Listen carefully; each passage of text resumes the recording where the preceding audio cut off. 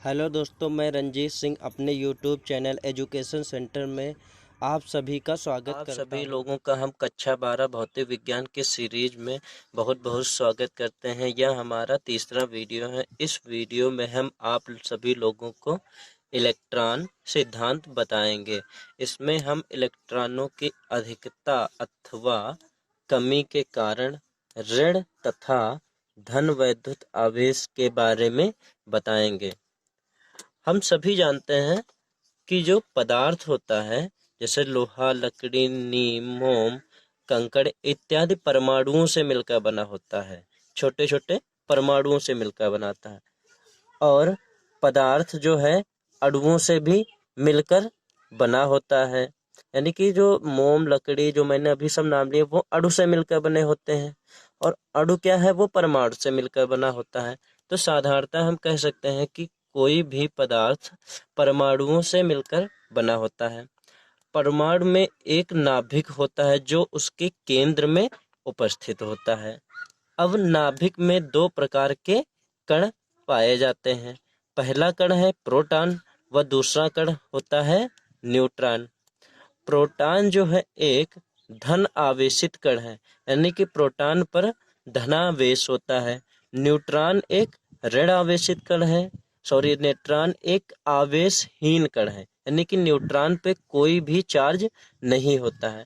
तो साधारणतः हम कह सकते हैं कि प्रोटॉन पर धनावेश होता है, न्यूट्रॉन आवेशहीन होता है। तो इन दोनों को मिलाकर जो आवेश बनेगा वो धनावेश बनेगा। तो इसमें हम ये कह सकते हैं कि नाभिक का जो आवेश होता है वो साधारणतया धनावेश तो ही होगा, क्योंकि हमारा जो न्यूट्रॉन है वो आवेश विहीन है। तो नाभिक का कुल आवेश धनावेश होगा, तो नाभिक हमारा धनावेशित होगा। इतना आप सभी लोगों ने समझा। अब एक तीसरे प्रकार के हम आवेश की चर्चा करेंगे, वो होता है इलेक्ट्रॉन। इलेक्ट्रॉन तो हमने देखा पदार्थ में एक छोटे छोटे अणु होते हैं। अणु मिलकर परमाणु बनाते हैं और हर एक परमाणु में एक नाभिक होता है जो उसके केंद्र में उपस्थित होता है। लेकिन इस परमाणु में नाभिक होने के साथ साथ उस परमाणु के चारों ओर छोटी छोटी कक्षाएं होती, जैसा कि आप लोग देख रहे हैं। इन कक्षाओं में इलेक्ट्रॉन गतिशील रहते हैं। तो यही इलेक्ट्रॉन मिलकर उसका आवेश का निर्धारण करते हैं कि वो एक पदार्थ से निकलकर कहाँ गए और दूसरे पदार्थ से निकलकर कहाँ आए। ठीक है। तो हमने क्या जाना कि प्रोटॉन जो होता है वो साधारण धन आवेश होता है और इलेक्ट्रॉन ऋण आवेशित होता है। तो किसी भी नाभिक में नंबर ऑफ प्रोटॉन बराबर नंबर ऑफ इलेक्ट्रॉन। इस तरीके से जो नाभिक होता है, क्योंकि जितने आप नंबर ऑफ प्रोटॉन नाभिक में हैं उतने ही नंबर ऑफ इलेक्ट्रॉन नाभिक में होते हैं। तो क्या होता है? प्रोटॉन धन आवेशित होता है और हमारा न्यूट्रॉन जो है ऋण आवेशित होता है।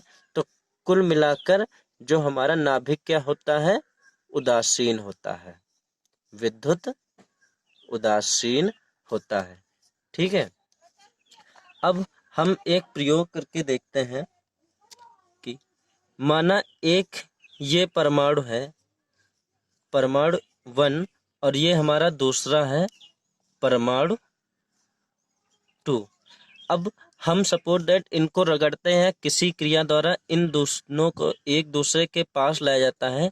तो इस परमाणु 1 से कुछ इलेक्ट्रॉन निकलकर इस परमाणु 2 में आ जाते हैं। कुछ या कुछ से ज़्यादा इलेक्ट्रॉन, एक भी इलेक्ट्रॉन निकल सकता है या ज़्यादा भी इलेक्ट्रॉन निकल सकता है। वो डिपेंड करता है कि पदार्थ की प्रकृति कैसी है। और ऐसा नहीं कि पदार्थ के जो इलेक्ट्रॉन है इस परमाणु से निकल के इसमें आएंगे। इलेक्ट्रॉन जो है इस पदार्थ से निकल कर इसमें भी आ सकते हैं। वो डिपेंड करता है पदार्थ कैसे है। तो इस प्रयोग में हम ये देख रहे हैं कि परमाणु 1 से कुछ इलेक्ट्रॉन निकलकर परमाणु 2 में आ जाते हैं।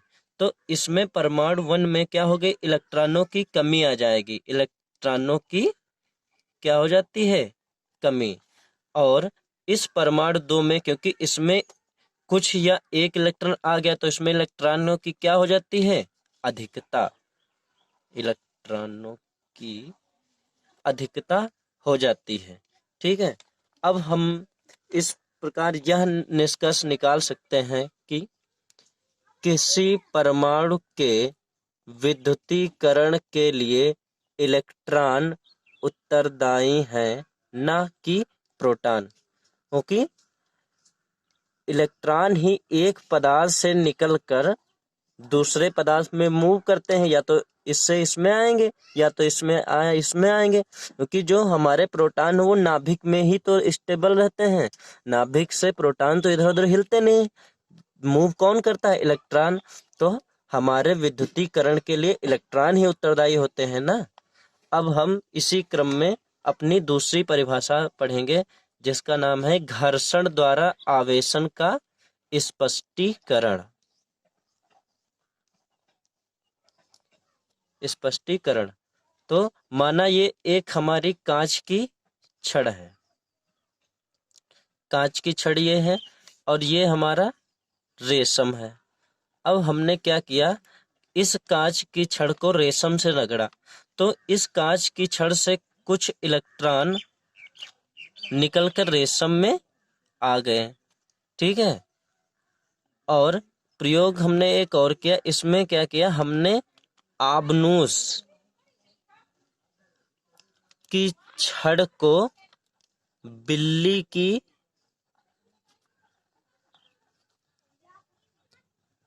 खाल पर रगड़ा, जिससे क्या होता है कि बिल्ली की खाल से कुछ इलेक्ट्रॉन निकलकर आबनूस की छड़ में आ गए।